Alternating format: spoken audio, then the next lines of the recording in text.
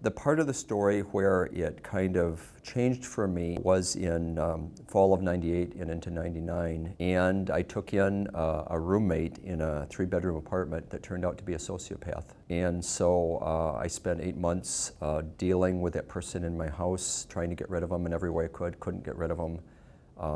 Got assaulted and almost lost my life. So I had this 8-month period of trying to deal with is this going to be the last day I'm on earth, and what am I going to do? That ended up just kind of putting me in the basement of my life and my mental health, because I dealt with anxiety and depression all my life, and I basically just get out of there and I go and I flee, and I go back and live with my mother and my stepdad, where it wasn't a very easy place to go in my 40s. And so I just felt at that point in time that I had flunked every important category of being a human being. I don't really have any future plans that I can figure out that I can be part of. Because of that, I didn't think other people would find much worth in me. Because of that sense of worthlessness, I looked at my future and I said, there is no future that I'm going to really want to be part of, that I'm going to be anything but a second-class citizen that has to be taken care of.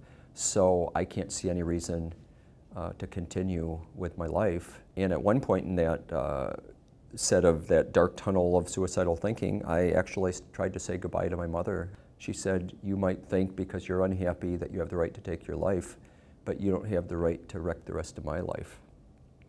And all of a sudden, that nice little equation that I could take myself out and the world would be just fine got shattered.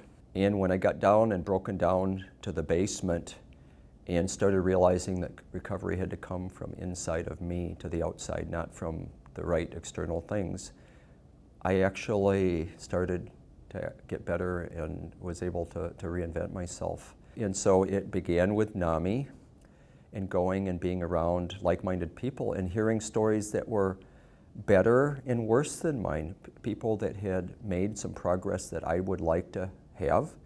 And it was also having reference points of seeing people that were still spinning their wheels and going, you know what, maybe my life isn't as absolutely horrible as I think it is. I have had some people in my struggle for recovery that have been helpful along the way. In particular, I had a counselor in Minneapolis that he really was more like a philosopher than a counselor. He just really talked to me like we were two people trying to figure out life.